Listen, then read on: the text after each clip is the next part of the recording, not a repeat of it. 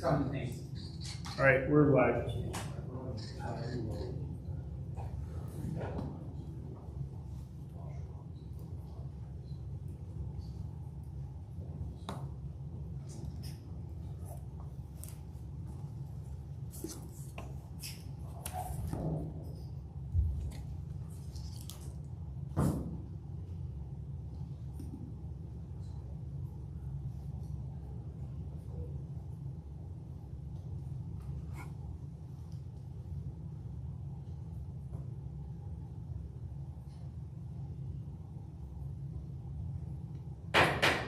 Call the City Council meeting to order for Monday, June 12th. Please rise and join the flag salute.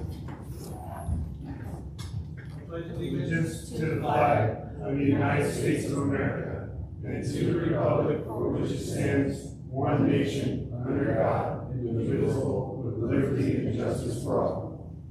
Thank you. Dan, would you do roll call, please? Councilmember Franco? Here. Councilmember Cook? Here. Councilmember Perry? Here. Councilmember Osborne? Here. And Councilmember Thomas? Here. Thank you. We have a public hearing on the 6-year transportation improvement plan.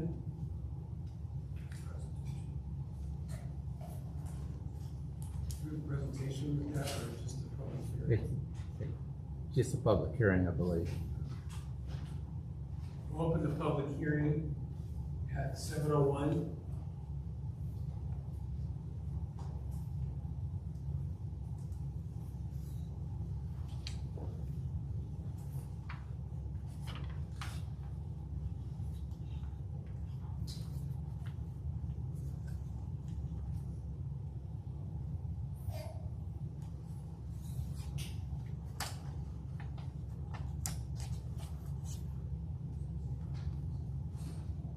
Any comments?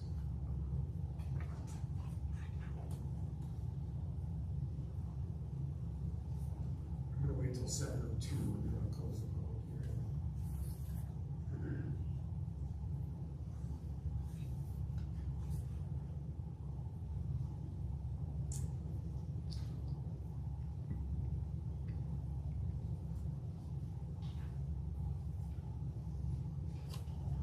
Close the public hearing at 7:02. A presentation. Maureen didn't make it. Say again. Maureen was going to be here to make a presentation from Dorian from King County. I have no idea if that was a Jessica thing. I do know she was in connection with Dorian. But for the record, Miss Jessica is out sick today. So We won't have a presentation today. Find out what's going on with that. Any motion to approve the agenda, please? I have a quick comment about the agenda before we make a Sure. motion, or for clarification purposes. We received one online and one in the book, and item number 13 says executive session for the one in the book, but online it says old business, and I just want to confirm which one is It's an executive latest. session. That was probably because I requested it towards the end of last week, and you probably didn't get it changed on the other one. Thank you. Thank you.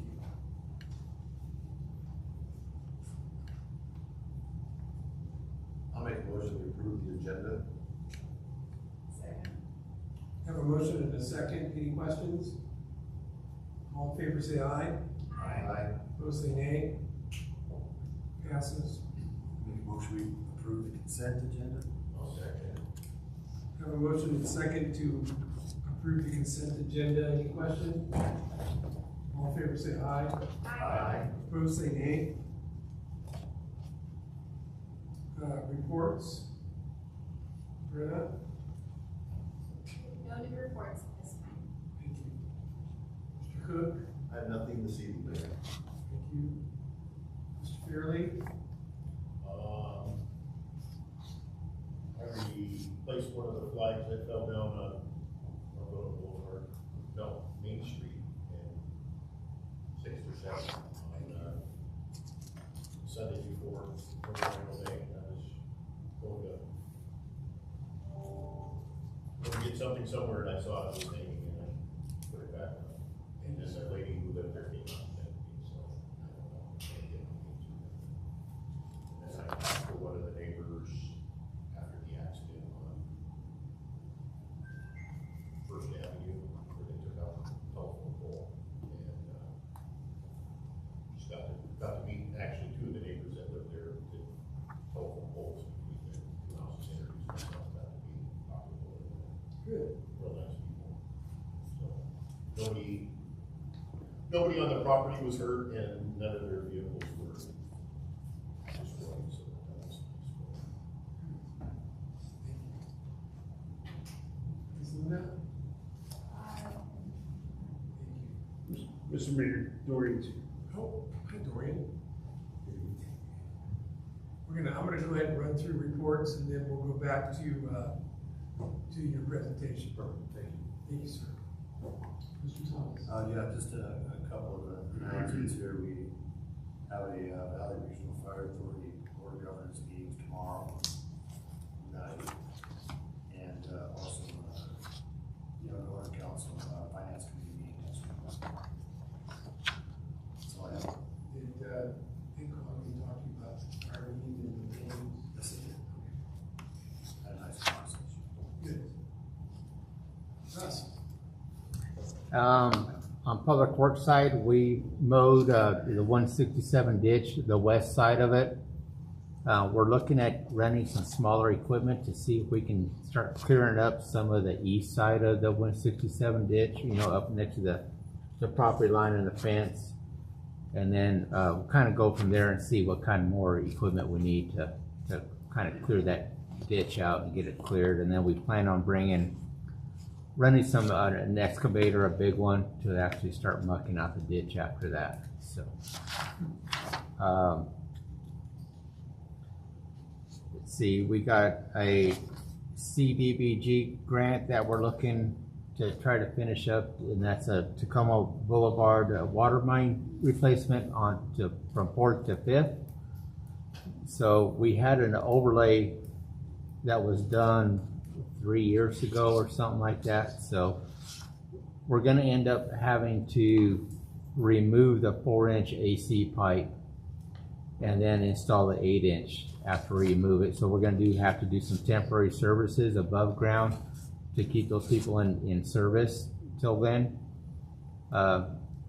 It's almost a wash between hauling off the hazardous AC pipe versus putting asphalt down. So we're looking into that, and so we're hoping to put that out to bid in August, I think. So let's see. We did some pothole repair on First and Pacific.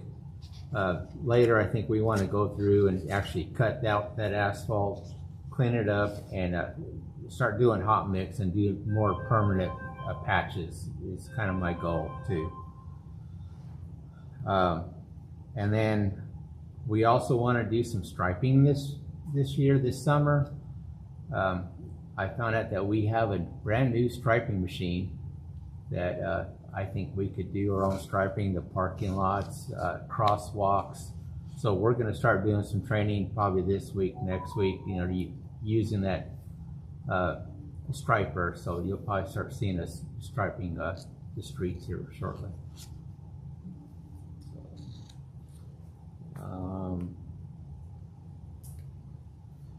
We are making a surplus list to get rid of some equipment. We got the old Kubota and a bunch of other equipment that we don't use anymore. It's broken or something. So we're going to make a comprehensive list of stuff. I mean, even down to some old chairs that are sitting down there. So we'll probably the next council meeting, you'll probably see a surplus list with prices and pictures, so we can put that on the surplus auction and get it out of there and make some more room down there. So, and I think that's all I got. Unless you got questions for me.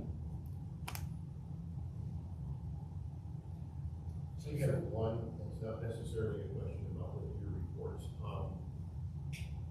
weekend I was driving, first towards West Valley, where they've done the new repair and he asked for the sidewalk twice there.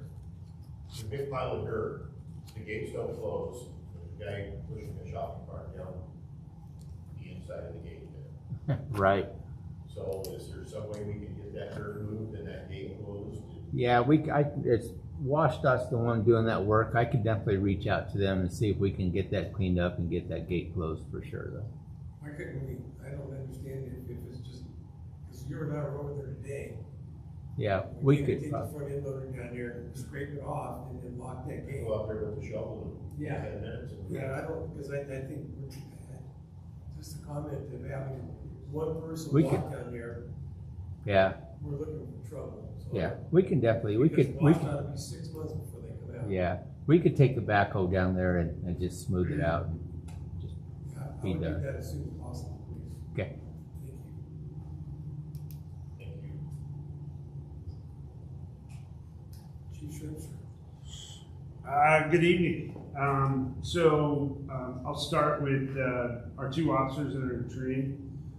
We had end of phase, which is there's 3 phases of field training for the police department. And field training here, unlike other agencies, lasts a year.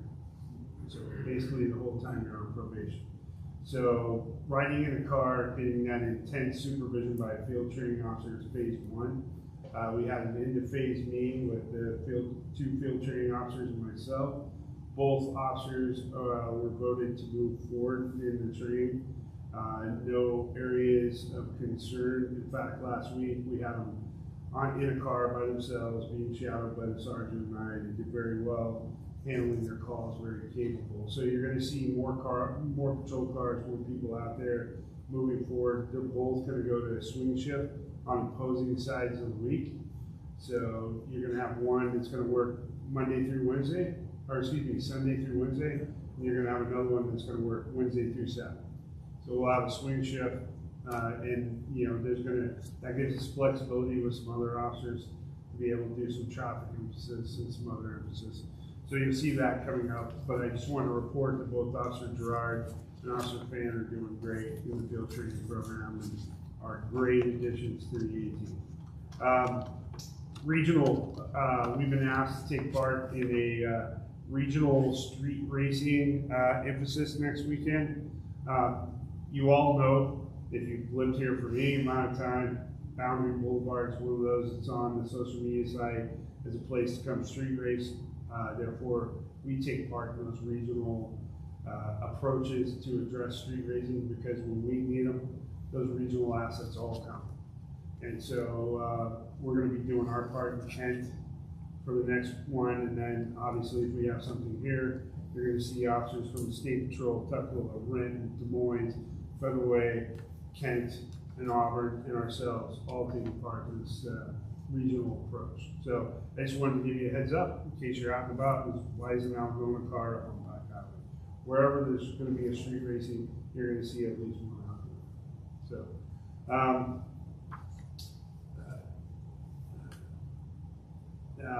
National Night Out is my next one.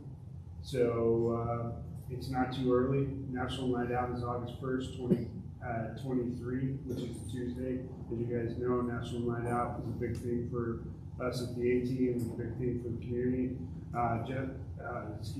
Kari will be taking that on as the coordinator for the police department. She is going to start soliciting for neighborhood events. And then as it gets closer, more information will be released. But we plan on, now that we're fully out of COVID, just going back to pre-COVID, events. So just be on the lookout for those.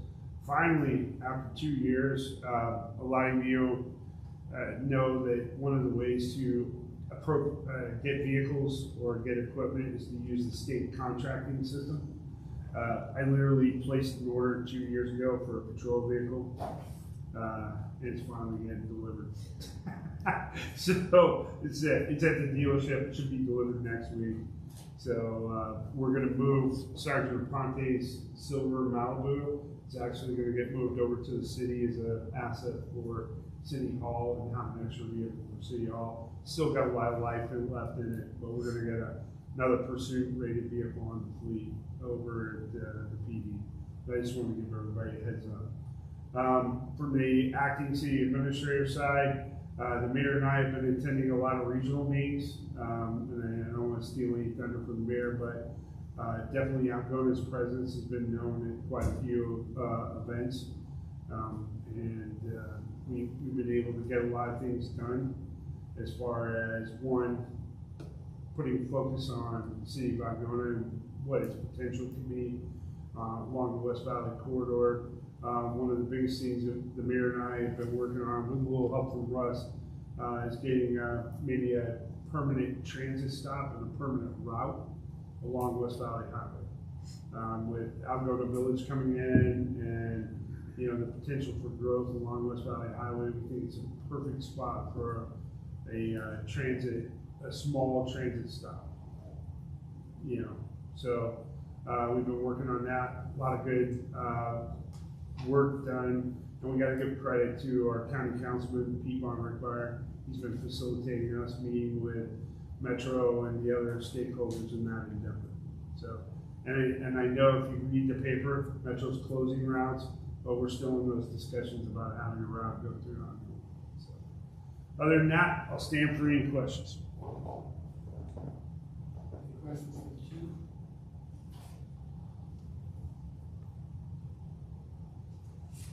I'll go ahead and give my report now that James took my first item away. Which is okay. Now, Russ and I went to the Good Eggs Breakfast with Councilmember Von Reitbauer and got to meet the General Manager, Michelle Allison, with Metro. And it was pretty interesting because what she spoke about was their problems with hiring people, and what they've done is they've gone to they'll go to hiring fairs and they've given their people permission to hire on the spot. So if they like the person and they qualify, they'll hire them on the spot, of course, subject to a drug test and a background test. And that seems to help them be able to pick up people.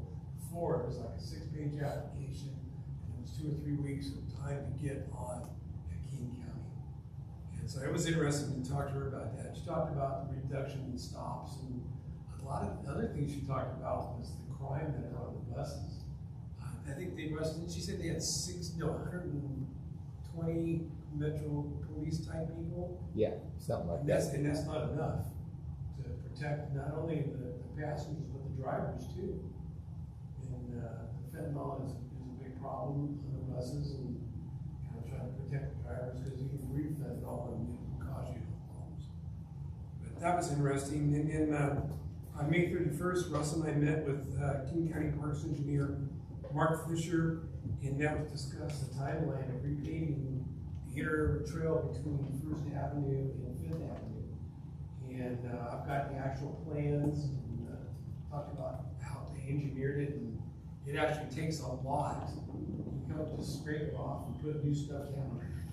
There's way more to it. I've probably got 10 pages worth of plans, and so it looks like next summer we'll get that done next summer. And so we're real excited about that. And he's communicating this with us weekly. Yeah. So, which is really good. So good. And then Chief Sturcher and I also attended the South Cities Associating Networking Dinner the same night as we had that meeting. That was a legislative wrap-up. The panelists, they included Senator Mark Millett, Representative Drew Stokesbury, and Larry Springer. And so that was interesting to talk about what went on during the session in Washington. And you met somebody there that you talked to that got some ideas from. Yeah, so the city manager for the city of SeaTac used to be my sergeant at the sheriff's department. When he retired, he was hired by the city of SeaTac as their city manager. His name's Carl Cole. We go way back, and we were kind of exchanging ideas.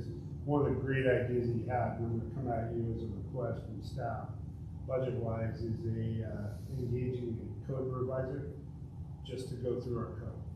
I mean, a lot of it needs updating instead of piecemealing it, like we've been doing. Just take it on as a project. He said that was one of the first things he did when he came on as city manager of CTAC. So I'm gonna be getting cost estimates, and when we get into budget talks in a few months, it's gonna be a request from me that we engage in code revision. Zach and I have had conversation about it. There's some sections of the code that probably need some more nuance, like zoning and planning, than a regular code reviser can handle, but we'll cross that bridge when we get there. Yeah, I would echo Chief Shrimpster's comments on that. And the other point that I would make is that with respect to some of the criminal provisions of the code that are adopted by reference, obviously the city's prosecutors should be involved in those discussions as well. Thank you, sir. Also, June 6th, I virtually attended the King County Health Update quarterly meeting with Dr. Khan. That was really interesting because it started off talking a little bit about COVID. And there is a new, stronger variant of COVID that they're a little bit scared of. I don't think we're gonna have a shutdown like we did, but it's a little bit more potent. Probably get a few more illnesses from it. Talked about I'll call it mpox. It's not monkeypox anymore, it's mpox. The local breakouts, still just a few cases. He said Chicago has had the biggest amount of breakouts. And the last thing we talked a lot about, I should say last thing, we talked a lot about fentanyl and you know, we all see it on the news. Basically, you know, the problems that it's causing. Well, you know, King County is trying to work to where we can try and get some help. It's a struggle all over the country. But the last one would be measles. Measles is controllable. And we did have one case here. For some reason, Columbus, Ohio has had a huge breakout of measles. And that's what I have. Does anybody have any questions for me? We do have a question for you and maybe for the chief as well, if someone wants to fill us in on how the bike rodeo went. Oh, I'm sorry, that was on my list. The bike rodeo went well. We had a good turnout. There was a little bit rainy, so I probably helped a few people back, but Gary did a good job setting it up, and it was a lot of fun. I would echo what the mayor said. Any other questions? I have a question. You sent out your summary of the Puget Sound email. You kind of sent us that summary and said you'd like some input on those things. Mm-hmm. What areas are you looking for input? Because that's like I don't care if it's item 14, if you see something here, please let me know what you guys think. You don't have to give me input on it all. If you just see something that catches you, then what I want to do is go back and when you're asking for input, I want to put what you guys or the city wants me to talk about. And it's a very important meeting, and our input is very important to actually what happens in King County. And that stuff actually gets back to them, and so we can be an influence on what happens even over the building. Okay, thank you. Any other questions? I'm going to revert back to Mr. Waller. If you'd like to, ready to speak to us? Sorry, I was sitting there. I realized I chose the coldest part in the room over here. But again, thank you everyone for allowing me to represent to you. Apologies for running late. My twin toddler children have hit my knees. So it happens. But still, I want to first thank the mayor and the chief for attending the service groundbreaking a couple of months ago. It was a great event, and just driving here and seeing what already taking place is exciting. And it leads into this actual presentation about the importance of sort of re-engaging about recycling efforts in the whole. A couple years ago, when we passed the comp plan at Atlanta County, and during the presentation, we actually spoke about how recycling efforts have sort of stalled out, and in some cases have started to drop, and in some cases like Algona, where the current station does not offer recycling at all, it leaves your actual community at a loss to actually recycle It's why a new station will offer that full service. But Replus is reimagining and re-engaging that actual effort of actually addressing recycling and food waste as well in the actual county's waste stream. And so essentially, we're actually concentrating on again, what efforts can the county actually assist your city with not only outreach, but also too just engaging about the actual practice of zero waste. As you probably are aware, about 30% of all the waste that goes into the landfill is actually food waste. And so that actually coincides with your hauler offering that as an actual option as well. So we're actually trying to partner with cities and haulers who actually come up with ways that work for you. Your actual city to address those issues such as food waste, such as recycling efforts. Like I said, a couple years ago, we did the presentation and the county's recycling numbers were roughly 53%. Algona was probably closer to 46%, which is not the lowest. So just to let you know, it's not the lowest in the county. I want to actually tell you and tell on the city who does have the lowest, but it's not Algona. But I will say in the years to come, we actually expect that effort to drastically decline, and including with the new South County transfer station, that is going to continue to decline. But we're actually trying to get a jump on that by reinvigorating that effort as a whole. You know, we've gone through a lot of iterations of encouraging people to recycle, having to separate your actual waste, putting it in different colored cans and so on. And then other haulers just want you to throw everything in there and let them actually sort it out. Well, we're saying, let's get people start thinking about recycling efforts again. Because our goal is to achieve an actual 70% recycling rate in the actual year to come. And Replus is that actual effort to actually do so. Our team has come up with some sort of advertising or to push it, even t-shirts, where it's apparently it's a homage to an 80s t-shirt of showing wolves howling at the moon. Personally, I've never seen that, but in our case, it's showing our getting faith-friendly raccoons howling at the moon, because we all know that raccoons like getting in our trash. But our thing is that let's concentrate on again the impact it's having to our overall quality of life. And so we have done a number of presentations, and we've had up to, as of last week, 17 cities sign on for the pledge as well. It doesn't cost you anything besides time.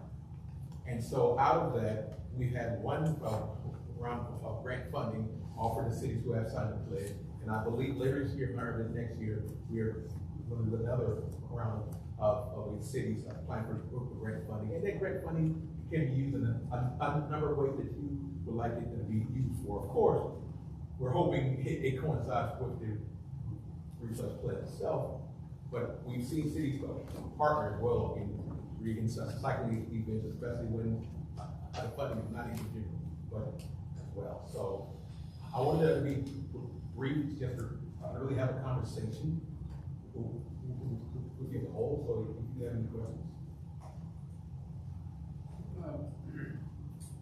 Right now we have our waste container, and then we have our recycling container. What are you looking for that's, because I know that we recycle at my home. Yes. And strive hard to get the cans and because we're waste management, didn't get the cans and the cardboard and the paper. And then we also have yard waste that we have hauled off. So, all food remnants go in and grass clippings and everything out of the garden. Is there something more than that? So we found that haulers aren't always taking that and sorting it, actually. A lot of that has ended up in the actual landfill itself. Because you think about it, once it leaves your actual property, is now the property of the actual hauler. And so we've actually caught haulers on a number of occasions, just simply throwing it all in. And unfortunately, we don't catch it until it gets to our transfer station, it's already, sometimes the yard waste mixed with the actual cardboard, and our transportation stations aren't in it, I would say, to sort through that, so it just goes all to the landfill itself. So this effort is more so trying to reinvigorate something that we've seen has gone stale, where folks are actually recycling, but we're seeing a lot of folks aren't actually recycling. Hence why that actual stat has sort of gone flat the last 10 to 15 years, of where it was great in the actual 80s, 90s, through probably the first 10 years of 2000, but it started to trail off after that. And it really became about when the whole China sword issue came up, and where we started to see that a lot of that was simply not being recycled, hence why the actual recycling rates were so flat. Do you think that could be the reason that they don't have yard waste service, that they just take their, just throw it down? Regular garbage bins? Yeah, it's definitely a conversation that we're encouraging cities that have, which are actual, we're not trying to sort of disrupt your actual relationship, but we've seen haulers just quietly do that. And, sorry. How do we know that how do we, as a city, how do we make sure that our hauler is properly handling the recyclables and the yard waste? Yeah, I don't want to get into like, contract negotiation, but it could be a part of your actual contract as well. Which actual hauler is that, the haulers, not saying it'll be easy, but the haulers will have to report back to you the actual trips and tonnage as it relates to yard waste, food waste, recycling, and so on as well. And some cities have even required pictures showing that. So, we're getting ready to, and I know after January of next year, that there's gonna be a substantial charge, an increase at King County for our haulers to dump. Is there anything in the recycle that if we have a certain percentage of people, or we hit, let's say we hit 60%, is there anything in there that says that, our cities could possibly get a better rate? Well, so the actual interesting logic around that is if you recycle more, then the haulers will actually dump less, which should entail cause the haulers to charge less. That's the actual logic around going harder towards plus itself, is that you just actually dump less waste. The other thing I hear from our hauler is that you're charging them more and they're gonna raise our rates kind of high water. And, so I think that's, thank you for bringing it up. I think that brings up a very good negotiating point, talking point with them. I was gonna, yes, it is a point of having that conversation with your hauler. Because they're not bringing up this part of it to us. Yeah. That's not the conversation that I've had with our hauler, is that King County's getting to us and we're gonna raise your rates. If you don't mind me asking, who's your hauler? Wasting it. Yeah, okay. We've heard that from other waste management cities. Don't tell me which direction I need to head. So, as I said, I'm not actually sort of saying, get them, but I will say that, this effort is really trying to reinvigorate. You probably heard in the past, zero waste of resources, various recycling campaigns. Well, this is trying to reinvigorate, because we've realized that we haven't done anything to reinvigorate since the comp plan passed. Then why doesn't the hauler come to the city and motivate our people in the city? Because we have a lot of retired people here, and every time we turn around, we get a rate increase, and this could be an opportunity to become a hero. And you're gonna do just the opposites of what we need them to do to help our city out. Now that we know, now that we're well aware that, gee, they're gonna probably, by you coming out and let's recycle more, and they're gonna be dumping less, then it will save money.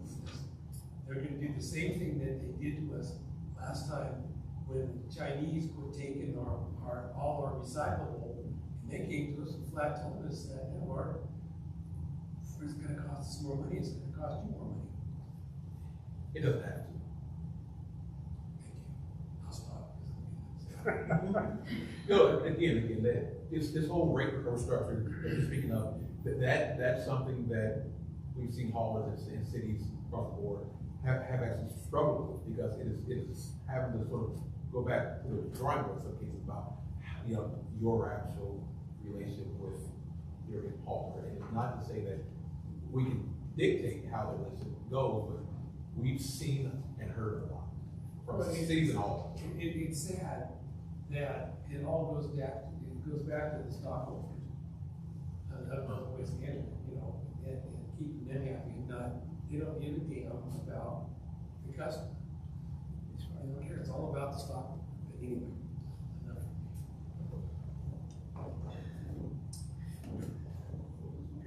Any other questions? I'm your city. Yes. Or did I say enough? Are you selling those t-shirts? You know, actually, I'm glad you said that. So we've been passing them out to various advisory committee cities, but I could definitely ask staff, as a matter of fact, Algona is owed one t-shirt. But again, I can ask our staff once this runs through. So what do we need to do to become an advisory city? Well, actually, your former mayor was active, so you're already on it. I've never got a meeting invite. Oh, I've never been invited to any kind of okay. advisory board, and for myself, I'd love to be involved in it. If you send me a letter or an invite. Oh, no, absolutely. So just let you know, I will, and I'm glad you told me that. Our Zoom meeting was actually the last Friday, so it's every second Friday from 11 to 1. So I'll definitely. I didn't know it existed. Understand. I'm going to make sure staff add you to the actual listserv. And I would get a t-shirt. Actually, yes. So you can choose in between a normal gray one that's showing the or this one showing the raccoons howling at a moon. So Thank you very much. thank you. Anybody have any other questions for Mr. Waller? I have a general recycling question. If you don't mind. Big item recyclables, any advice for people to do that besides, you know, your bottles and glass and things like that? You mean like refrigerators? No, more like, I don't know what would be a big item, like construction materials that are so reusable, that type of thing. So that classifies that again as C&D.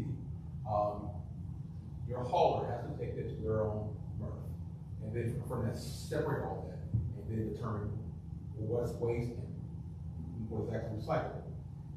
Not to harp on the haulers, but we are routinely catching them not separating C&D, especially when the last construction boom was taking place in this region. We found them taking it out east and dumping it in central Washington, the landfills, in some cases, taking it down Oregon. But we've, over the last few years, we've reined that in. And so we're now in the process of every time we catch it, it was $100, now $250. But if it's caught the second time, it's $1,000 each time. So that's something that we are actually addressing by charging more. And what the haulers weren't doing was telling the cities that we were actually asking them to do it. Because it is actually the responsibility of the hauler to tell the city every time it is fined for taking C&D from your city and not handling it or sorting it correctly. So in our new language, it's going to say not only you can fine, but you also have to tell them yourself, or else you will. So either way, just to answer your question, the haulers should be handling it. Thank you. Thank you very much for attending our council meeting and talking to us tonight. I know it opened my eyes, and I think it opened Mr. eyes here. A lot of things that are happening that I think that we can work towards. Absolutely, and if you ever have any questions about, the rate of restructure, hauler conversation. Matter of fact, I'm in the process of scheduling the conversation between waste management and its cities, probably the next couple of weeks, so I don't know. I've always just dealt with you on the transfer station. I understand. This is a new thing for you and I. I understand. And hopefully your youngsters, you'll put your keys up high enough. You know, I used to put it on the kitchen counter, but our girls haven't stopped growing yet. And also highly intelligent enough to grab chairs and climb on them, which is really insane. But they're becoming smarter and smarter, so we have to use our actual brains to see them as being ever evolving human beings. But unfortunately, the girls love to play with keys, because you know, the keys just jingle and they hide them on our couches in scenes. So it's fun. So be a mayor. Thank you. Thank you so much. It's good to see you, sir. You like my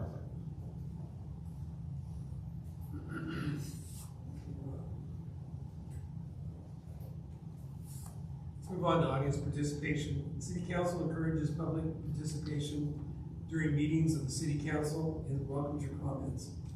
This time is set aside for you to speak to the City Council on any issue. The Council ordinarily takes non-agenda matters under advisement before taking action. You are also invited to comment on action items as they are considered during the meeting. Individual speakers will be limited to 3 minutes each in addressing the City Council. When addressing the City Council, please speak clearly and audibly and state your name and address for the record. Chris? Yes, Mr. Gomez, 527 Main Street. It seems to me that the weather's getting better and we're having more and more, I don't know if it's kids, young adults, or fathers are riding their ATVs and their go-karts and their mini bikes up and down Main Street. Last night I watched two of them racing each other going southbound on Main Street. And then, did you report it? Called non-emergency, and you sit there for 15, 20 minutes and you get in, and they take all the information, and by that time they're all gone. I mean, it's not a thing you can report instantly. I mean, they only do 2 or 3 passes and they're gone for a couple hours and they're back. Well, thank you for calling it in. And then, there's been a car that was sitting across the street from my house for 17 days, and I made an issue about it, and called 911 numbers, and they told me to file a email report on an abandoned car in the city, so I did. That was a week and a half ago. Chris, somebody told you to do that? Who is that? Somebody at the non-emergency number. So I went to your website, I found a place to submit a claim on abandoned vehicle. So I called in last week and then mentioned about how long it's been out there and so on and so forth. Been there long enough for the tire was gonna go flat. And then Sunday, to enhance the whole issue, somebody parked in front of that car, which was blocking this turning corner there. And then now we have somebody who's dropped their travel trailer across the street and has left it there. It's been there since yesterday. The truck took off and came back and went to the Bob Evans. Sometime between 12 o'clock last night and 12:30, because it woke me up. There's much noise outside, and all 3 vehicles were completely gone and the travel trailer still sitting there. So I just figured somebody might be setting up home. When did you say you put that abandoned vehicle in? You remember what day? Thursday of last week. I called and she said she couldn't find it. That was last Friday. That was a week before, so that would have been. Did you call and talk to Card? Yeah, and she had turned the DAV Sergeant Pocket. We had a discussion over the car. Okay. I'll look into it. I reported on the 8th or 9th, and no, I reported on the 1st or 2nd,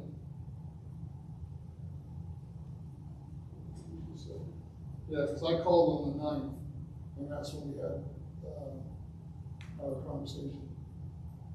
He said he wanted somebody on 4th Avenue. Okay.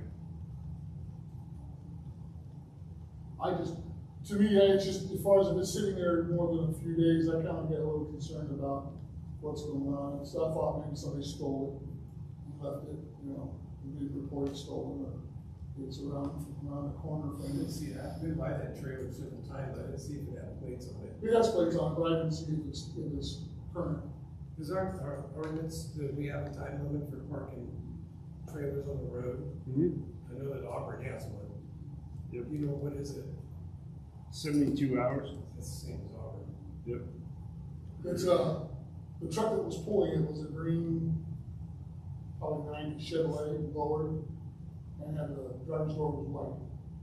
I didn't get a plate number, but I wasn't concerned about what's going on other than people moving back and forth with this.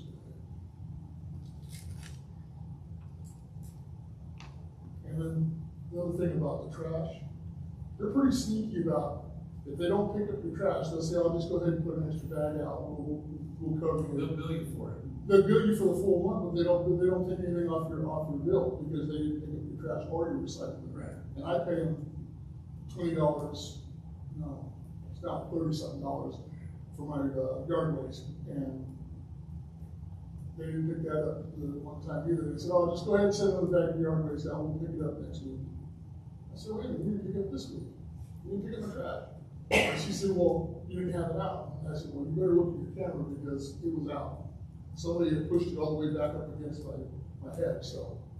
That's the story you get when you call them. It's always false. I'm more than aware, I've talked to a lot of people about that same issues with waste management, and sadly, our contract runs through 2026. Wasn't there a breach of contract somewhere? When we were reading on a breach of contract, service? You have to be so careful. Matter of fact, I was gonna ask Zach to, I think I asked Jessica to send you that contract.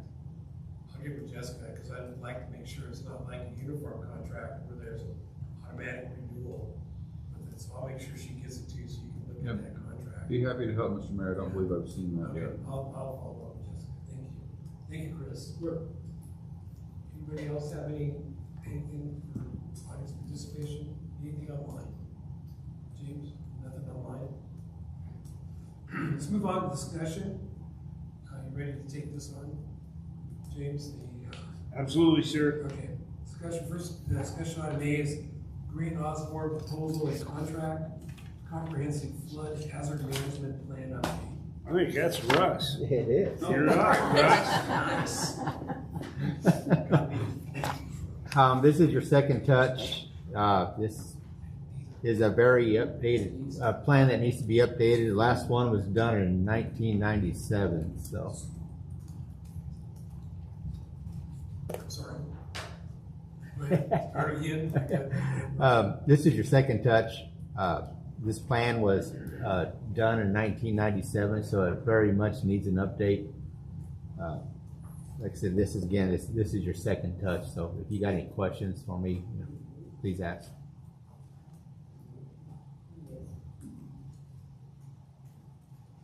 We're all good on it? Yes. So we're gonna move on to item B, the Dorian, Mr. Waller just presented it to us, the RE plus pledge.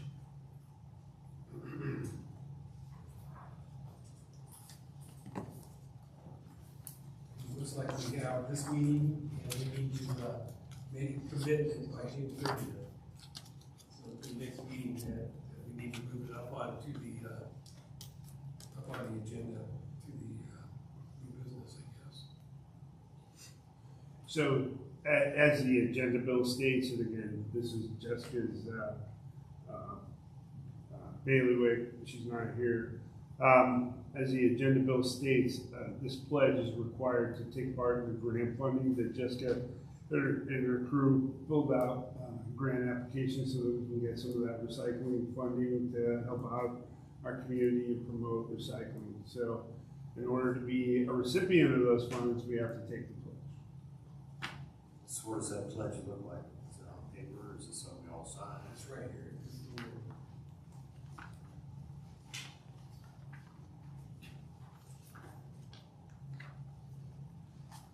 This is. It's the second to last page in the packet.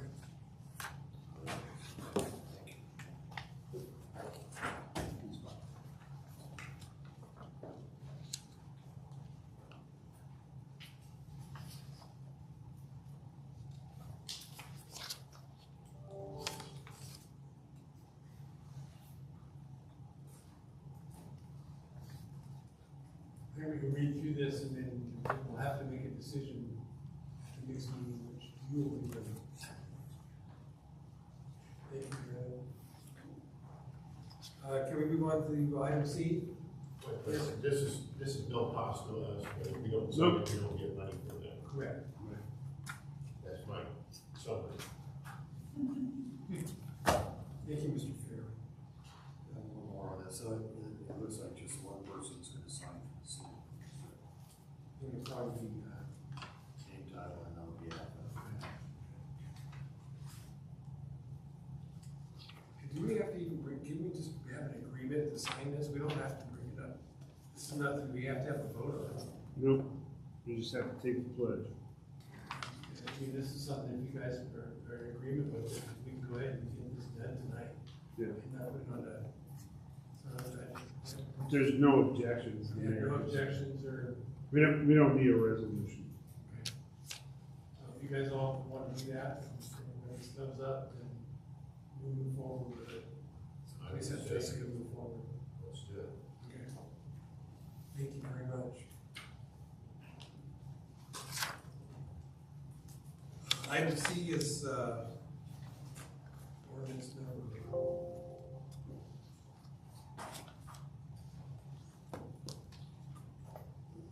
One two two one dash 23 salaries and AMC update. This is the second touch. So, budget amendment. I understand there was a little bit of discussion. My apologies for not attending last meeting. I was away at training at Wasp. This budget amendment includes the 5% COLA for the non-uniform that was negotiated. It also has a 0.5 increase to the city clerk's salary. We have her policy manual as well as her contract. She maintains that 5% between the highest paid person that she supervises or the city clerk. It may not be she in the future, but the city clerk maintains that 5%. So that's that adjustment. All right. It also reallocates the funds from the public works supervisor's position to fund the code enforcement. I want, again, we're paying attention to the bottom line here. We're watching the, nickels and dimes so that, the dollars take care of themselves. And also the back part of this includes some fund balance spending that I'm going to make a request for. Yeah, yes, sir. I think we're on another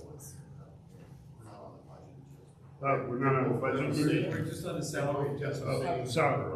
Oh, gotcha. Sorry. I had the budget on that. You guys are way Just ahead. cover the whole thing, I'm not saying anything. No, so salary commission. This is something that we spoke to Zach about, and we also internally, we want the salaries commission jurisdiction to also include all elected officials, not just the council. If you guys notice in our code, the salary commission was set forth several years ago, but their only purview is to set the council's salary. We feel that all elected officials should be included in that, and pretty much the research that staff did, that's the norm. It's not just limited to council members. So, What other elected officials? mayor, What's that? the mayor. Oh. Understand. This also allows the mayor's salary to be amended before the formal budget cycle. And here's the explanation behind that. Former Mayor Hill, we provided medical insurance, so we have a budgeted amount of money for that medical insurance. Mayor Linnell does not want to take part in the city's medical insurance plan. He has his own medical insurance. However, he would like to be compensated for the amount that was budgeted. And in order to do that appropriately, and correct me if I'm wrong, Zach, there's two ways to do that. We can do that through the normal budget process, or we can amend to allow that process to be done prior to the normal budget process. Because as you know, the mayor's salary, the council's salary, all department head salaries are set during the budget process and approved as part of the budget. Is that accurate? That's largely accurate, Council. The extent that you have adopted a local provision in your code that limits the time frame for a mayoral salary increase to being concurrent with the adoption of the city's budget annually, you've done that as a local policy preference. You can certainly change that as the current draft of the ordinance in front of you tonight provides, and allow the mayor's salary to be increased during a mid-year budget amendment if you so wish to do that. Speaking prospectively, it sounds like the council's long-term policy preference is to have the mayor's salary established through the salary commission in the same manner that the city council's salary currently is, and that's also well within your policy discretion. That's not before you tonight.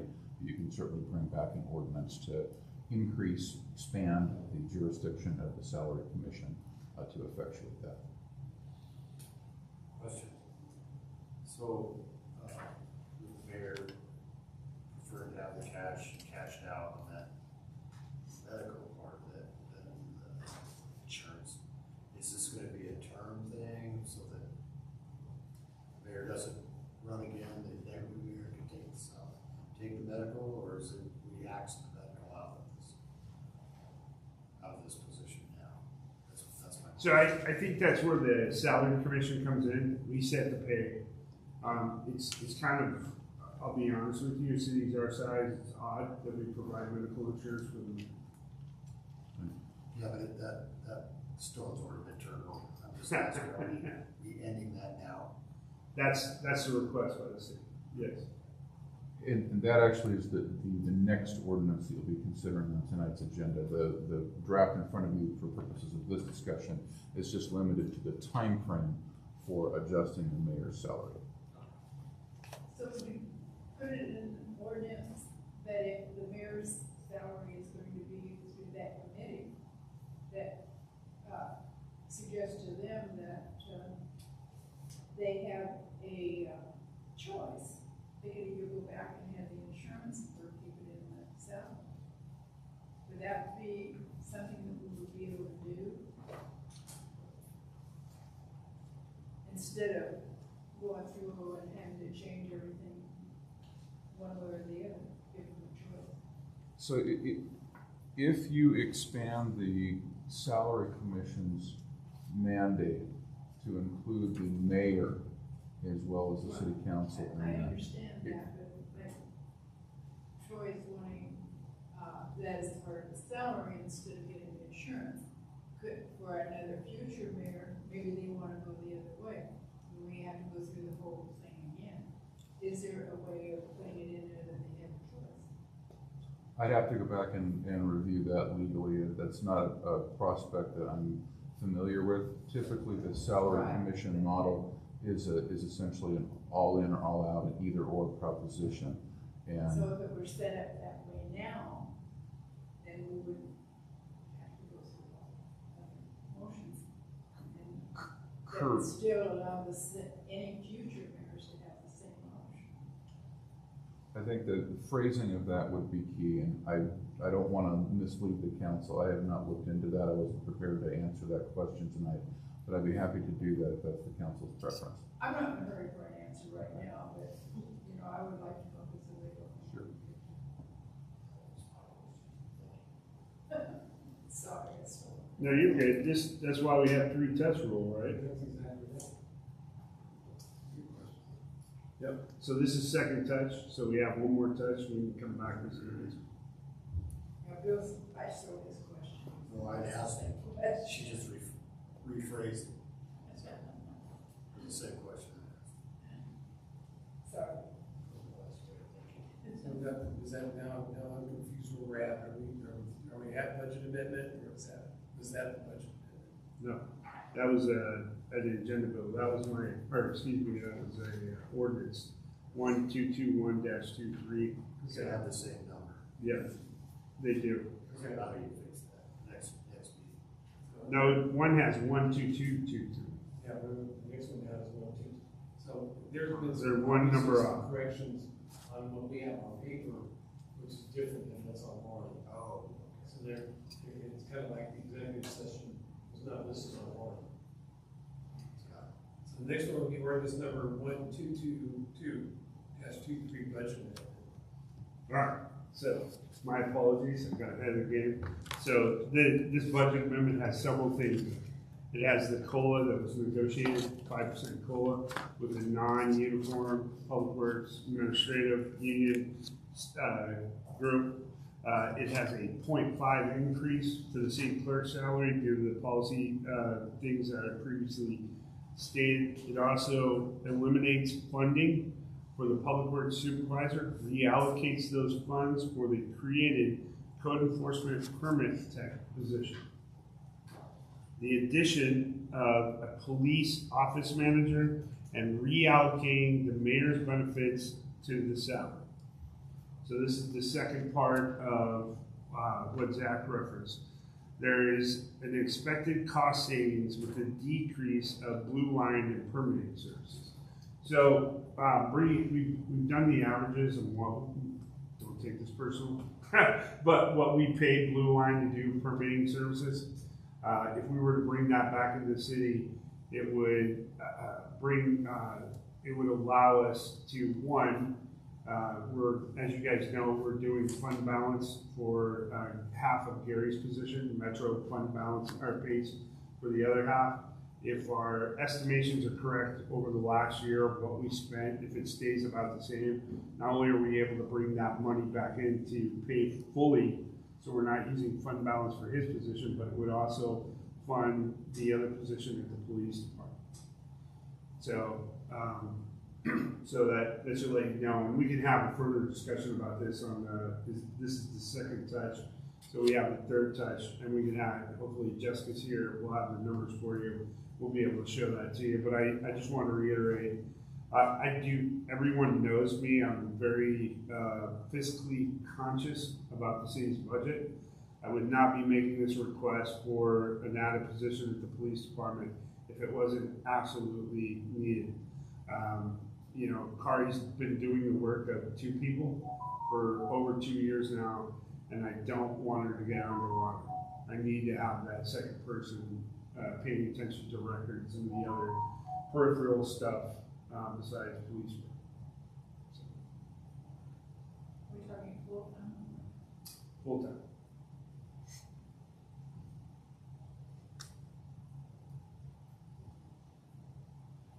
Any other questions? So let's move on to the last, there's a draft ordinance for the Blake decision, item E. Okay, so I'm going to keep this very broad. What I will tell you is Zach and I, actually, let me give you a little background. Those of you that weren't aware, there was a special session in the legislature. It lasted about 12 hours to develop what they call Blake fix. Blake was a court decision that basically rendered our drug laws unconstitutional, and therefore the legislature had 2 years to come up with a deal that couldn't get it done, so they had a governor call a special session. That special session just dealt with a Blake fix.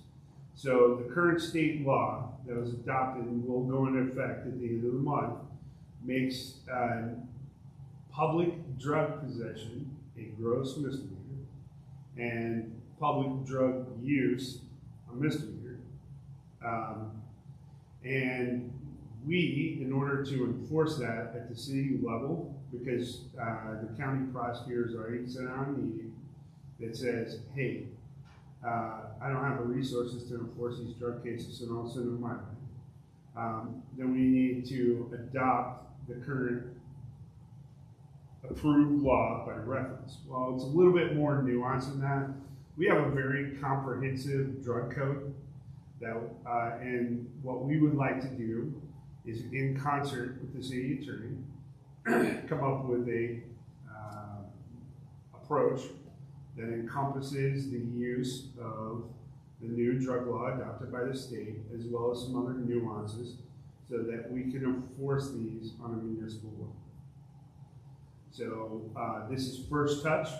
We have 2 more touches on this. We, Zach and I spoke about this a couple of times. We're in again, I've spoken to the city prosecutor. This is kind of their area of expertise. So we really are going to lean heavily on them. I will tell you, I met as the acting city administrator with all the city administrators or city managers in the valley last Thursday. All cities are adopting the new state drug law in some form, with some nuances. And those nuances, just so to get the juices flowing, what do we want to do with paraphernalia? Because the state law was a little bit wonky about paraphernalia. It's still knowingly for possession of drug paraphernalia. And then there's some land use concerns about needle exchanges and those that come into play about the new drug law. So just to be thinking about those more, we will have more information for you. We'll have a draft for you, but I just wanted to set the stage. This is first touch. You got anything to add, Zach? No, thank you very much. I think that the chief's comments were very comprehensive and accurate. The one thing that I would just add is that the relevant provisions of the new state legislation, Blake fix as it was adopted by the state legislature at the end of last month, those will take effect on the first day of July.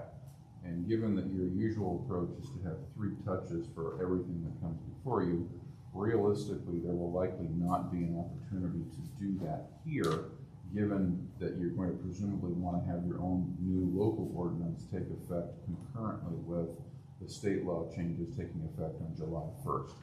So my assumption is that that ordinance is going to come to you essentially 2 weeks from tonight, hopefully with much input and consultation with the city prosecutor's office, who again is going to be the substantive subject matter expert on that point. But that will also be framed as an emergency ordinance and an ordinance that you're going to need to adopt by a supermajority vote in order to have it take effect immediately. So it's on your books at the same time that the state law comes into effect on July 1st. That's again just sort of forewarning for the council so you're aware of what's coming down the pipe. So is that door shut if we don't make it there? No, you can still do it after that, but you'll Just for limbo. for crimes that are committed during that interim period, and perhaps there won't be any, it really creates a little bit of legal gray area that I would recommend avoiding. So if you can, I would recommend adopting the new ordinance, again, by a supermajority vote, and having that take effect immediately after passage, rather than waiting for the usual 5 days after publication. So does this require a special meeting then this year? Not necessarily. And again, this is not on staff. This is the timing of the special session, how long they waited. It put us kind of in a limbo for a long period of time. And so we were unable to, put our collective heads together and get things going. And every city is in this same boat. And if you pay attention to the news, you saw Seattle where they landed on this last week. Yeah, I was gonna say, everybody about that. Yeah, so we don't want to be in that boat. You want to be able to stop. If you walk down the trail, and the chief walks the trail, I walk the trail, there's foils on the trail, there's needles on the trail, and so we don't want them here, we want them somewhere else. There's something to get better, but we need to stop it and put it in the plan. So, anyway. Any other questions? who would be able to waive that first pressure? Yes. We just really have worked hard to, we went through a period as a council, and I'm just as guilty as everybody else, about something come up, and we break the rule. Just like happens to doing that. We've really been working hard to make sure that we're hitting all three touches. But this is one of the times that we really need to. I think this is a desperate situation. Yes, I agree. With this desperate situation, how's our system, is it gonna be overwhelmed all of a sudden? You mean Algona system? Yeah. Short answer, no. So, as the mayor can attest, I do monthly roll calls, and part of those monthly roll calls, we've been discussing, this coming transition to the new drug law. We're bringing in somebody to talk about field testing, what the importance is, bringing somebody in from, mental health field response, to talk about alternatives. That being said, I'm gonna get on my soapbox for a minute. You open the door, Councilmember Thomas. You guys remember we had a great presentation from the gentleman from Federal Way talking about lead. I would urge this body to send a strong letter to the county councilman asking for the funding to be released for that program for Algona and Des Moines. It's being held up at the county council level. We strongly need that lead program here, and so that our system does not get bogged down and we're able to divert the cases that need to be diverted before they get into the court system. So, the mayor and I have had conversation with the county councilman's office, but we still need some pressure on that. And that letter has to come from the council. Correct. Can we draft a letter? Yeah, and absolutely. present it to the council, can you guys be in that? There was, for the record there, and it was not our county councilman that removed it from the budget. There was $800,000 earmarked in the county council's budget, recent supplemental budget, for Algona and Des Moines to get a lead program, and it was yanked by the county councilman in charge of West Seattle, Des Moines, and Erie. And so, at the last minute. So. We'll draft a letter, and can we have that ready for this council meeting? Yep, absolutely. Explaining the whole situation to us. Yep. And then ask the councilman what right part we can play that. So we can get the lead program. Any other questions? Seeing it in writing, I will make it clear to us. Yes. Absolutely. I see no new business, ordinance and resolutions.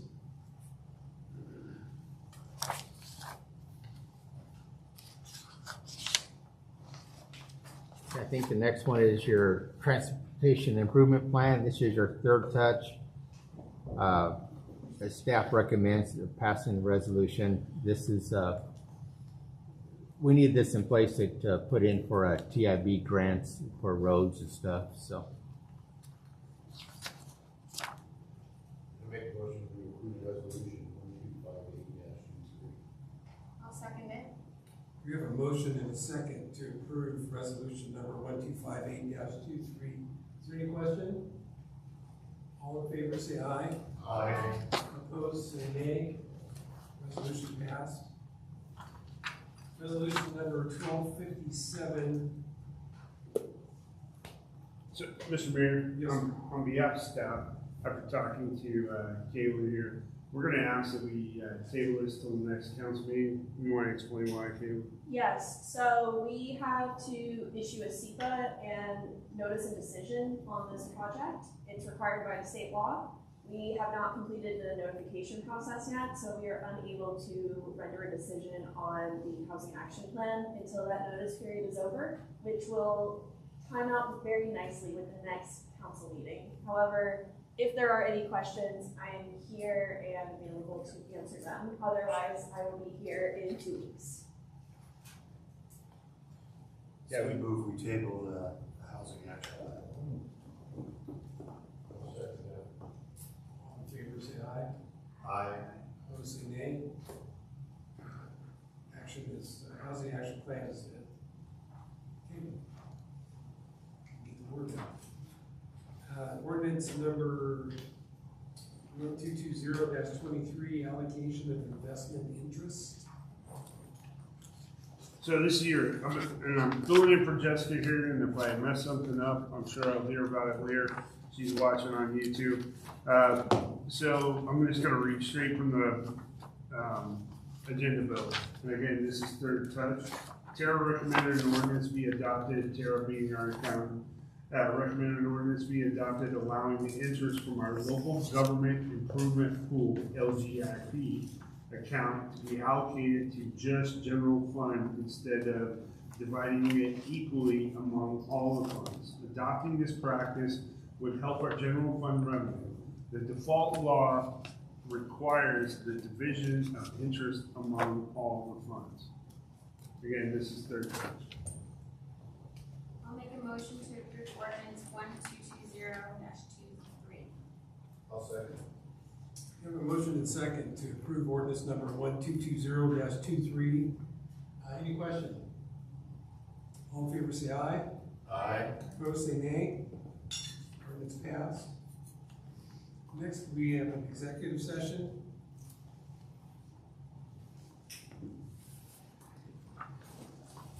Good to see you all. Thank you very much. See you, Caitlin. We're looking to have 15 minutes for our executive session. Thank you, Mr. Mayor. My understanding is that the council will now convene an executive session pursuant to RCW 4230-110-1G to review the performance of a public employee, and pursuant to RCW 4230-110-1I to discuss potential litigation with legal counsel. The executive session will last approximately 15 minutes unless extended, and the council may take action in open session when we reconvene.